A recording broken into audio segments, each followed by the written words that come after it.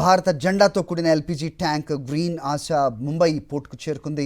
BBCL, IOCL సంయుక్తంగా నిర్వహిస్తున్న Jawaharlal Nehru port authority జేఎన్పీఏ వద్ద దీనికి డాక్ వేశారు.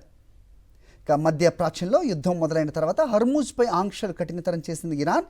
మిత్ర దేశాల వెజల్స్కు మాత్రం అనుమతిస్తోంది. ఈ క్రమంలో భారత్ కూడా ఇరాన్తో చర్చలు జరిపిన మన జాతీయ జెండాతో కూడిన రవాణా నౌకల ప్యాసేజ్కు ఆటంకం లేకుండా చర్యలు తీసుకుంది. ఈ క్రమంలో ఇప్పటికే 8 ఐపీజీ ట్యాంకర్లు హర్మూజ్ను దాటుకుని భారత్ చేరుకున్నాయి. తాజాగా ముంబై చేరుకున్న గ్రీన్ ఆశ 9వది.